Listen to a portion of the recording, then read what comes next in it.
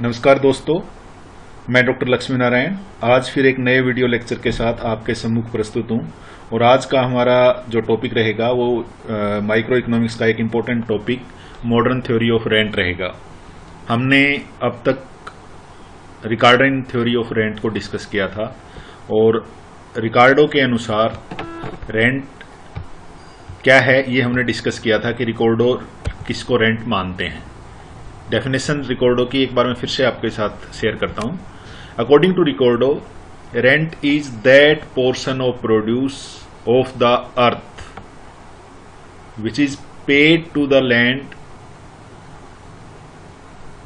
For the use of original and indestructible powers of the soil. So according to Ricardo, rent is paid to the land only and for the use of services of land only. But modern theory of rent says that rent accrue due to scarcity of land.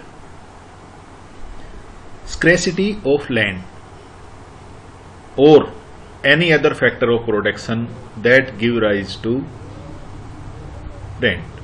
So in modern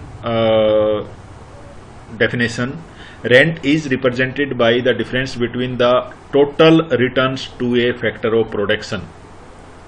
Here we are not talking about land only, we are talking about total return to a factor of production. It can be land, it can be labor, or it can be capital. And its supply price. What is that supply price? That is minimum amount necessary to attain its services. जब हम इसको आगे discuss करेंगे तब ये points मैं दोबारा आपके पास आऊंगा और वहां पे हम एक्सप्लेन करेंगे कि इसका क्या अर्थ है कि minimum amount necessary to retain its services. यहाँ पे हमें जो समझने की जरूरत है वो ये है कि आधुनिक अर्थशास्त्रियों के अनुसार रेंट जो है वो केवल भूमि के लिए नहीं मिलता, भूमि के ऊपर भी मिल सकता है, श्रम के लिए भी मिल सकता है और पूंजी के लिए भी मिल सकता है, यानी उत्पादन के सभी साधनों पर रेंट अराइज हो सकता है। ठीक है। दूसरा हम कह रहे हैं कि रेंट जो है वो डिफरेंस है कि जो फैक्टर सर्विस में लगा हुआ है वो लैंड हो सकता है, लेबर हो सकता है, कैपिटल हो सकता है, उसको कितना मिलता है उसका एक हिस्सा रेंट के रूप में उसे प्राप्त होता है। और वो क्यों प्राप्त होता है? क्योंकि उस फैक्टर की सप्लाई जो होती है वो परफेक्टली इलास्टिक होने की जगह इनइलास्टिक होती है। इसके कारण हम कह सकते हैं कि रेंट अराइज होता है। कंफ्यूज नहीं होना, काफी चीजें मैंने इंट्रोड्यूस कर दी हैं यहाँ पे इस डेफिनेशन में, लेकिन आगे चलेंगे तो ये सारी क्लियर होती जाएंगी। तो आपको ध्यान ये रखना है कि मॉडर्न जो डेफिनेशन है रेंट की उसके अनुसार rent is accrue to all the factor of production because of scarcity of the factors, and its value would be the difference between total returns to the factor of production and its supply price. Modern theory of rent of a factor is difference between the actual earnings and transfer earnings. Now actual earnings and transfer earnings. So here we need to understand what do we mean by transfer earning. If we can understand what do we mean by transfer earning, then we would be able to explain what do we mean by supply price, that is minimum amount necessary to attain its services. So let us try to understand what is transfer earning. Hindi में कहते हैं इसको हस्तांतरण आय। Actual earning तो आपको पता है वास्तव में कितना प्राप्त होता है। सपोज आप कहीं पे काम कर रहे हैं और उस काम के बदले में आपको प्रति घंटे 100 रुपए प्राप्त होते हैं। एक घंटे के 100 रुपए आपको आपकी मजदूरी के रूप में प्राप्त होते हैं अगर आप कहीं काम कर रहे हैं। This is your actual earning. अब इकोनॉमिक्स में ये तो हम मान के चलते हैं कि जहां कोई फैक्टर काम कर रहा है, जहां आप काम कर रहे हैं वो सबसे बेहतर जगह पे आप काम कर रहे हैं, सबसे बढ़िया जगह है वहां पे आप काम कर रहे हैं। रैशनैलिटी जो अजम्पशन है वो हमें यहां तक ले जाता है कि आज के दिन जहां पे भी हम जो कोई फैक्टर काम पे लगा हुआ वो सबसे बेस्ट यूज में काम पे है। सो आप जहां काम कर रहे हैं वहां से 100 रुपए प्राप्त करते हैं, वो आपकी एक्चुअल अर्निंग है। अब अगर आप ये काम नहीं कर रहे होते तो कोई दूसरा काम कर रहे होते और उस दूसरे काम से मान लो आपको एक घंटे के 80 रुपए मिलते। कितने मिलते? 80 रुपए। अब ये 80 रुपए जो है ये आपकी ट्रांसफर अर्निंग्स हैं। क्लियर है? यानी आप जहां काम कर रहे हैं वो आपकी एक्चुअल अर्निंग है।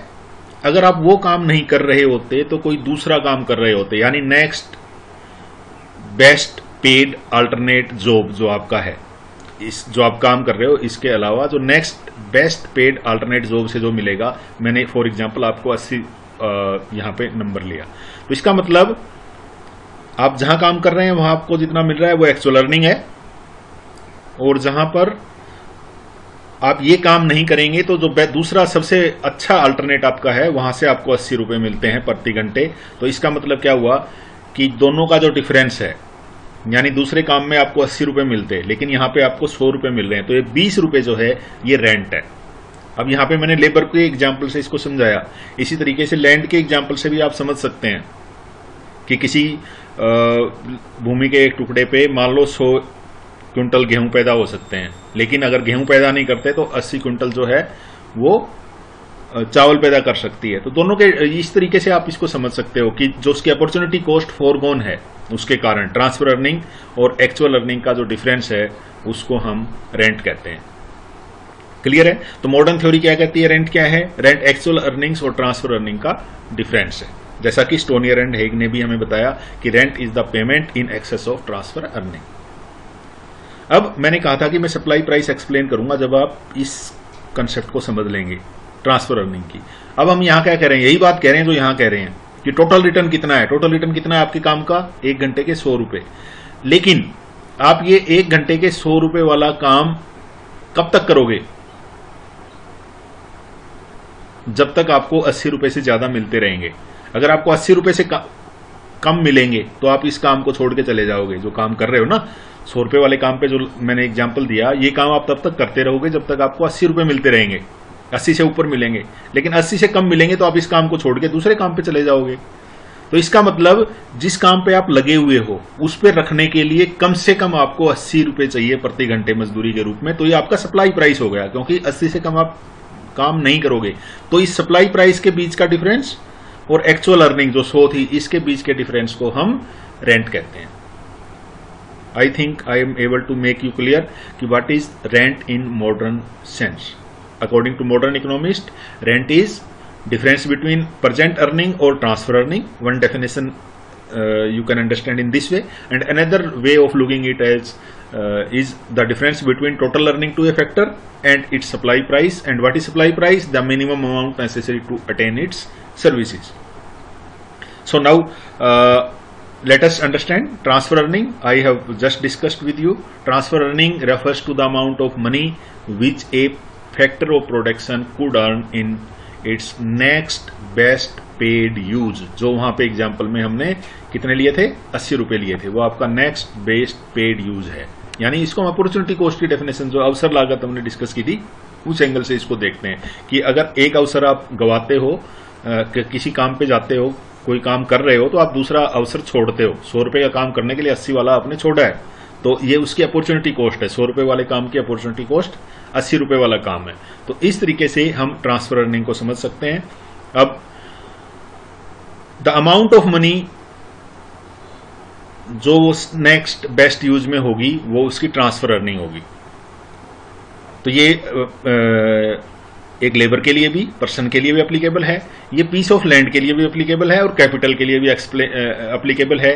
तो जो रिकॉर्डो की डेफिनेशन थी, जो केवल रेंट को लैंड के लिए कई रिवार्ड के रूप में देखता था, मॉडर्न इकोनॉमिस्ट इसको लैंड के रिवार्ड के रूप में नहीं देखते, खाली लैंड के सिर्फ रेंट के रिवार्ड के रूप में नहीं देखते, बल्कि दूसरे फैक्टर्स को भी ये रिवार्ड मिलेगा, ऐसा हम मान के चलते हैं।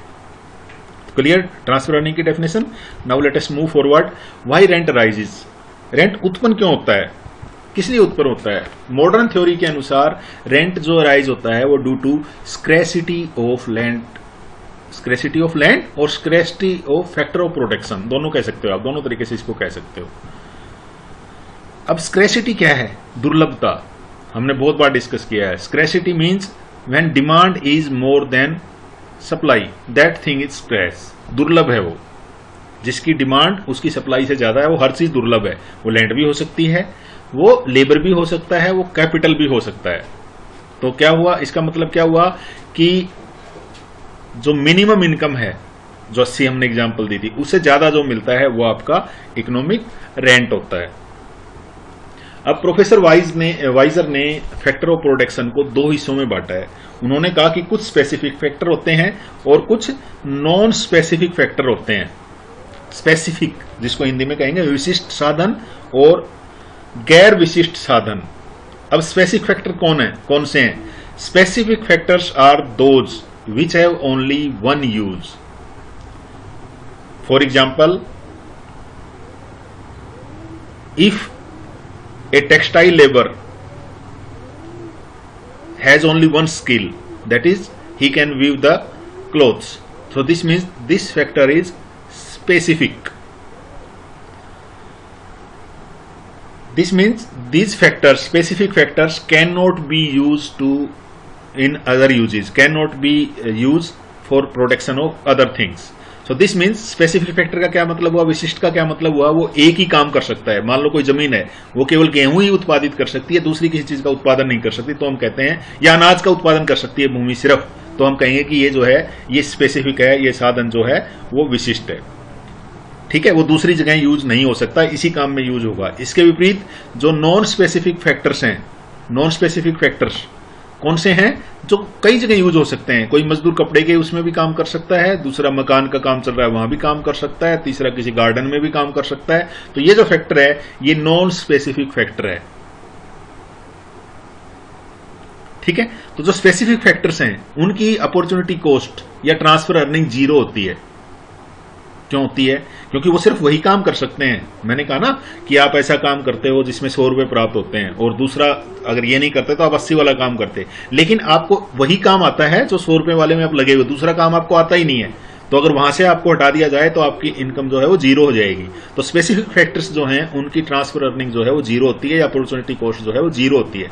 इसलिए स्पेसिफिक फैक्टर्स को की जो सारी अर्निंग होगी वो एक्चुअल अर्निंग होगी। इसका अर्थ क्या हुआ कि जो स्पेसिफिसिटी है पूरा स्पेसिफिक नहीं है, मतलब जितना ज्यादा वो स्पेसिफिक होगा, जितना ज्यादा विशिष्ट होगा साधन, उस पे रेंट उतना ही ज्यादा होगा, और जितना कम होगा उस पे रेंट उतना ही कम होगा। ठीक है, अब रेंट डिटरमाइन कैसे होता है, कैसे पता लगाएंगे? मॉडर्न जो थ्योरी ऑफ रेंट है उसमें हमें पता कैसे लगेगा कि रेंट कितना मिलेगा।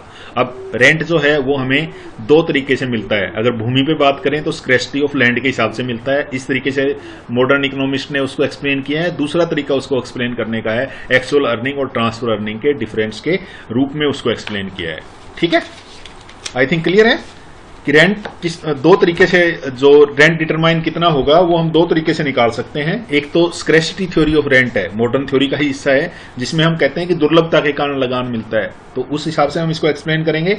और दूसरा हम डिफरेंस बिटवीन एक्चुअल अर्निंग और ट्रांसफर अर्निंग करेंगे, जिसमें सारे फैक्टर ऑफ प्रोडक्शन आ जाएंगे, केवल लेबर नहीं आएगा। तो आइए हम एक्सप्लेन करते हैं rent of land due to scarcity of land. तो मॉडर्न थ्योरी के अनुसार rent is determined at that point where demand of land is equal to the supply of land. And now what is supply of land? We have shown in this graph, in x-axis we have taken unit of land, on y-axis we have taken prices.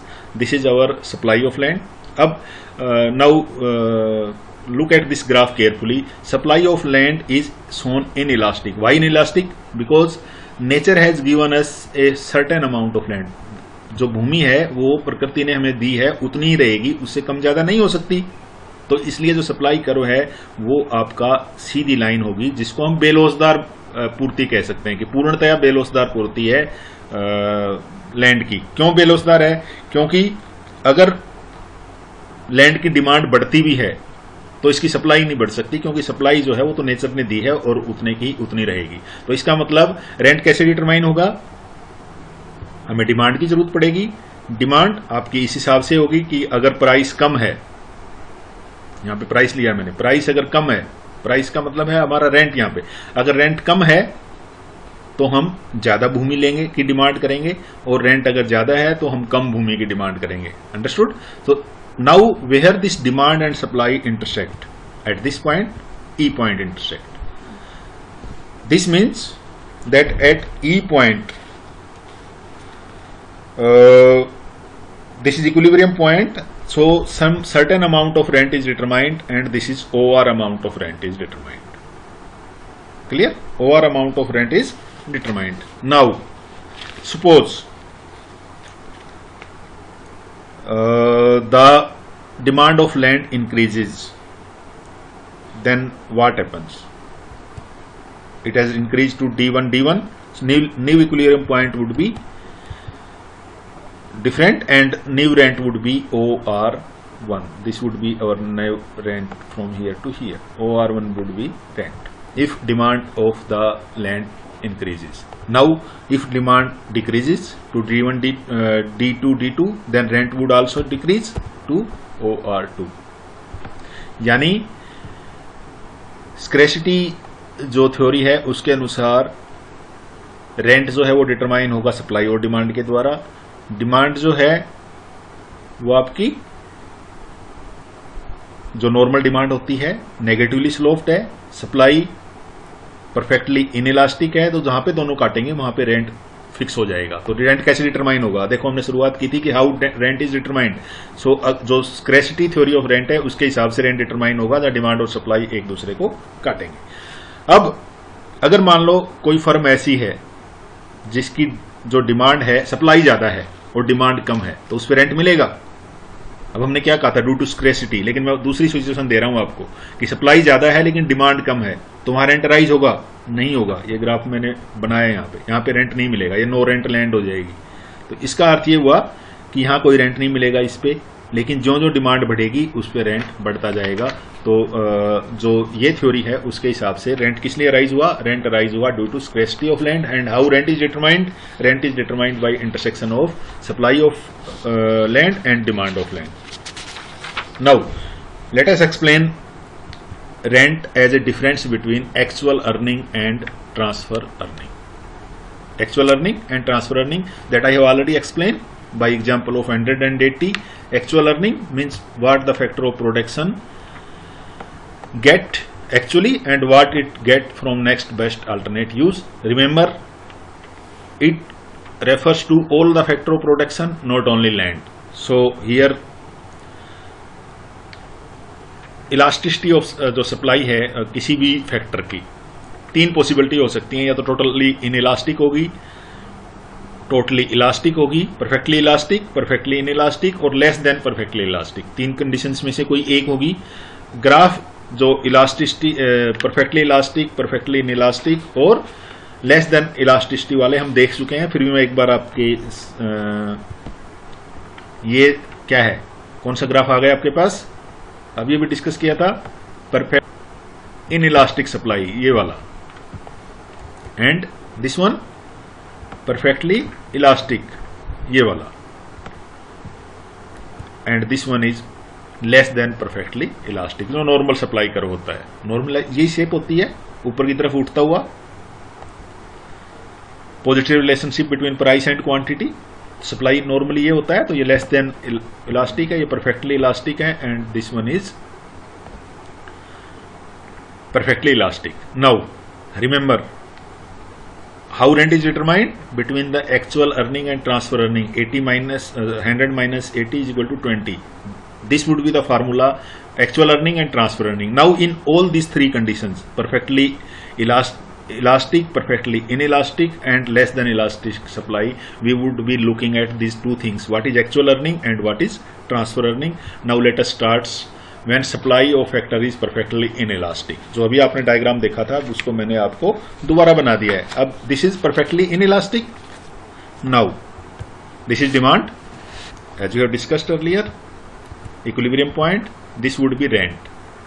Now what I have told that we would be looking at two things, what is actual earning and what is transfer earning. Actual earning is understood, this is supply, this is demand, this would be rent per unit, and this would be, this much of land is used, so OR into OS, this would be your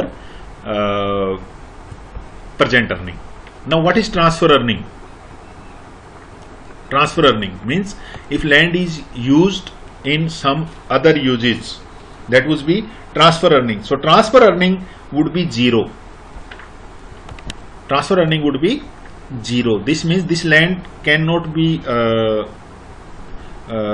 in alternate uses, its value is 0. So rent would be present earning, that is ORES, minus transfer earning, that is 0.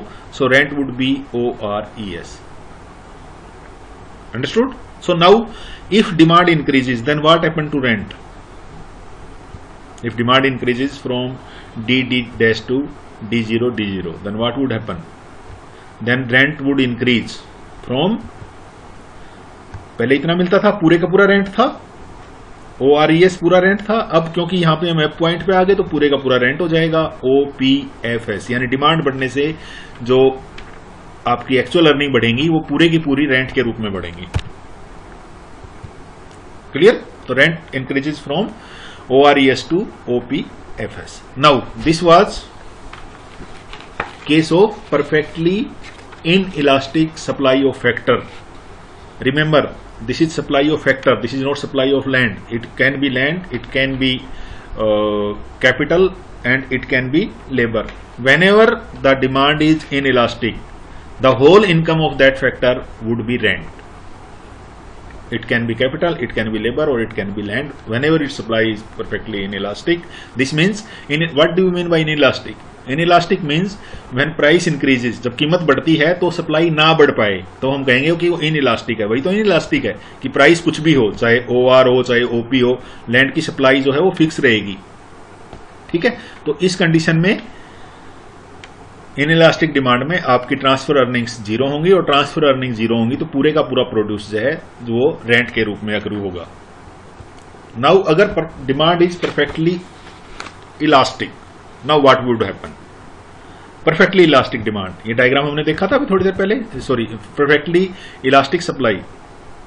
ये diagram हमें क्या बताता है कि OS price के ऊपर आप कोई भी फैक्टर काम करेगा उसको हर बार OS प्राइस ही मिलेगा. यानी आप कोई भी काम करो आपको 100 ही रुपए मिलेंगे. ठीक है? जो एग्जांपल हमने लिया था, आप कुछ भी काम करो आपको 100 ही रुपए मिलेंगे. परफेक्टली इलास्टिक का यही मतलब है कि एक जैसा प्राइस रहेगा. तो इसका मतलब आपकी जो ट्रांसफर अर्निंग है वो एक्चुअल अर्निंग के बराबर होंगी. अंडरस्टूड? जो 100 रुपए हैं आपको हर काम में 100 ही रुपए मिलेंगे. मान लो जैसे मैंने कहा था ना, वो 80 मिलेंगे, यहाँ आपको 100 ही मिल रहे हैं. तो परफेक्टली इलास्टिक का मतलब है जब भी आप काम पे दूसरे काम पे जाओगे तो आपको उतनी ही अमाउंट हर समय मिलती रहेगी. तो इसका अर्थ क्या हुआ? इसका अर्थ ये हुआ कि आपकी सप्लाई जो है वो परफेक्टली इलास्टिक है. तो इस केस में क्या होगा? आपकी की पूरी अर्निंग जो है वो एक्चुअल अर्निंग और ट्रांसफर अर्निंग एक दूसरे के बराबर होंगी. So we have made demand curve, then crossed, then E, then this is the area and this is that actual earning. Actual earning is OSEM, and now I have explained it. Your transfer earning would also be same, OSEM. So your rent would be 0, क्योंकि present earning भी 100 है, transfer earning भी 100 है, तो आपको rent नहीं मिलेगा.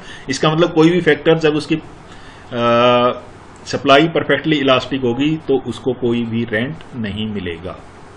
Clear? Now if demand increases, it has increased, so what happened? Rent would increase. Sorry, rent would still be 0 because transfer earning and actual earning would be same. So now we come when supply of factor is elastic. This is unit of factor, this is price, this is supply, this is demand. जाना पहचाना diagram है. Demand and supply का interaction, जहां demand and supply काटेगी वहां पे हमें पता लग जाएगा कि क्या रेंट फिक्स होगा. This is your, this is what? This is your demand and this is your supply. So where both cut at M point, and at M point the OF unit of factor is used and price is ON. Clear? Now this is your price ON. This means actually you are getting ON. Okay, now let us look at a point. This much is the minimum price. Supply करो, what is supply करो? Supply करो क्या होता है? Supply करो हमें ये बताता है कि OA यूनिट अगर आप बेचना चाहते हो तो आप इतनी कीमत पे बेच दोगे. ठीक है? QA कीमत पे बेच दोगे. अगर आपको आगे बेचना है तो आप इस कीमत पे बेचोगे. इतना बेचना है तो आप इसके, मतलब सप्लाई प्राइस है ये आपका. What is this? Your supply price, और in other sense it is your transfer earning. मान लो इतने मिल रहे हैं ना आपको, अगर इसको छोड़ोगे तो इतने तो आपको मिलेंगे मिलेंगे कम से, अगर इसको छोड़ोगे तो इतने तो मिलेंगे मिलेंगे। तो ये आपका सप्लाई प्राइस है, ठीक है, सप्लाई कर्व पे है ना, तो सप्लाई प्राइस है। लेकिन एक्चुअल में आपको कितना मिल रहा है, यहां पे ए क्यू, ए जो यूनिट हमने लेबर की लगाई तो उसका सप्लाई प्राइस है ए क्यू। तो ए क्यू, ए जो यूनिट काम पे लगेगी उसको कम से कम ए क्यू प्राइस मिलना चाहिए। लेकिन वास्तव में से मिलता कितना है, ए एच के बराबर मिलता है ना, क्योंकि प्राइस यहां फिक्स हुआ है तो इसके बराबर मिलता है। इसका मतलब ये फैक्टर की पूरी इनकम कितनी है, ए एच है। ए जो वाली जो यूनिट है जो काम पे लगाई हमने, इसकी पूरी अर्निंग कितनी है, ए एच। लेकिन इसका सप्लाई प्राइस कितना है, ए क्यू। तो अब ध्यान रखना, हमने बात की थी टोटल रिटर्न, टोटल इनकम जो फैक्टर को मिलती है और उसका सप्लाई प्राइस है, दोनों का डिफरेंस। तो इसका मतलब इस फैक्टर को कितना रेंट मिलेगा, क्यू एच के बराबर रेंट मिलेगा। ठीक है, क्लियर है, आई थिंक अंडरस्टूडेबल है। क्योंकि यहां पे अर्निंग जो है वो हमारी ए क्यू उसकी मिनिमम है, लेकिन उसे Q H actual A H actual में मिलता है, तो दोनों का डिफरेंस जो क्यू एच के बराबर है वो उसे रेंट के रूप में मिलेगा। अगला फैक्टर अगर हम लगाते हैं इसी तरीके से, तो आई आर रेंट होगा, ये आपका जे एस रेंट होगा, इस फैक्टर को के टी के बराबर रेंट मिलेगा, इस फैक्टर को एल यू के बराबर रेंट मिलेगा, क्योंकि इसका मिनिमम सप्लाई प्राइस इतना है और एक्चुअल उसकी अर्निंग जो है वो इतनी है, तो यूएल के बराबर मिलेगा। इसका अर्थ क्या हुआ कि ये जो पूरा एरिया है इसके बराबर उस फैक्टर को टोटल रेंट मिल जाएंगे। वास्तव में तो प्राइस यहां फिक्स हुआ ना, इतनी क्वांटिटी यूज हुई, इस क्वांटिटी पे तो कोई रेंट नहीं मिलेगा, क्योंकि यहां पे इसकी एक्चुअल अर्निंग और सप्लाई जो एमएफ है ना, एक्चुअल अर्निंग इसकी और सप्लाई प्राइस भी एमएफ है, तो यहां तो इसको कुछ नहीं मिलने वाला, रेंट नहीं मिलेगा, लेकिन पीछे इसको रेंट मिलेंगे। तो ये पूरा एरिया जो है ये रेंट के रूप में उसे राइज होगा। तो this is known as rent. ये कब मिलेगा, when supply of a factor is elastic.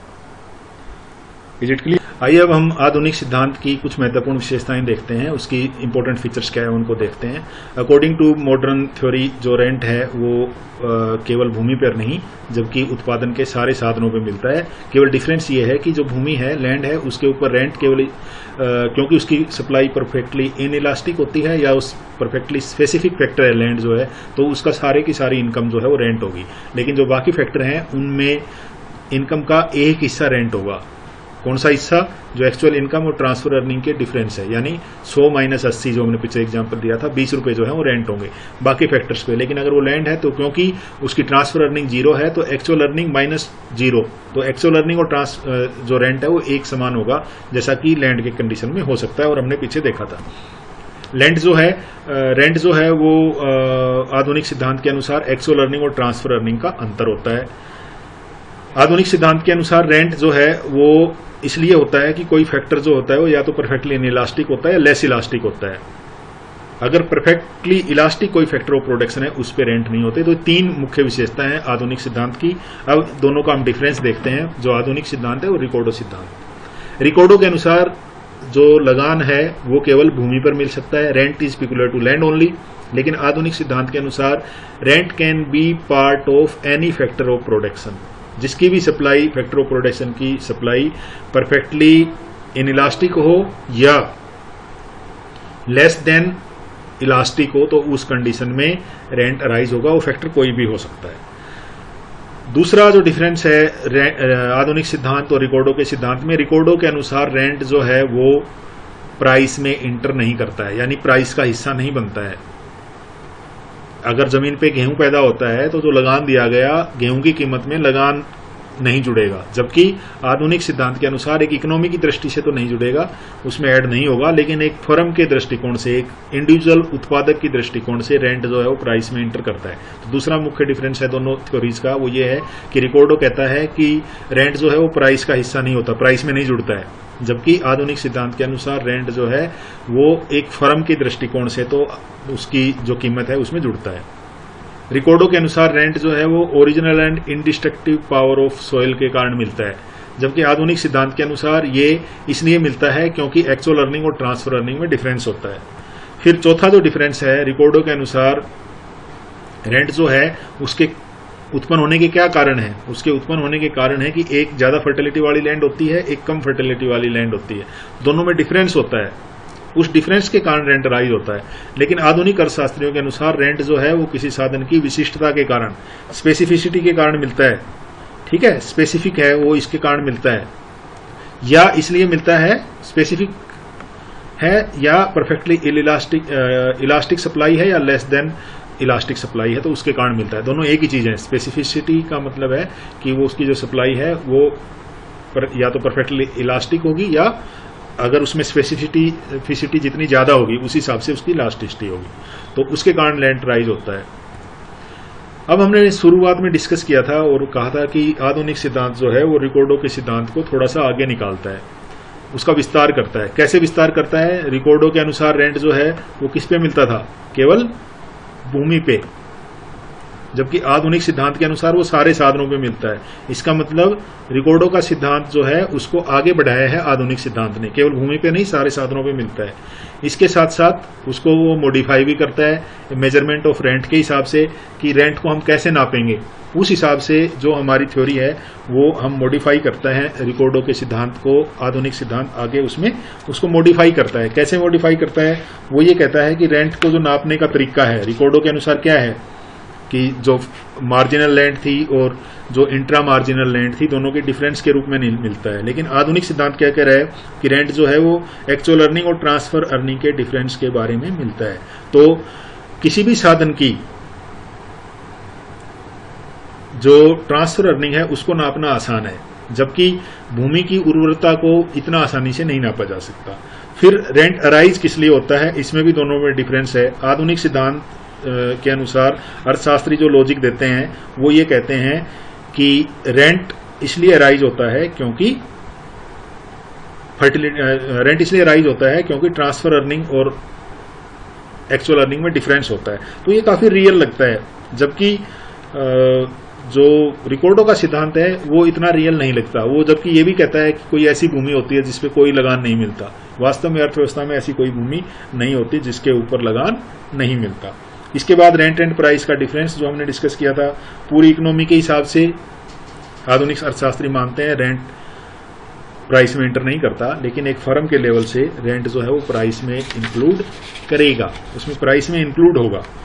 ठीक है, तो और इंडस्ट्री के दृष्टिकोण से जो ट्रांसफर अर्निंग है वो प्राइस में एंटर होगी।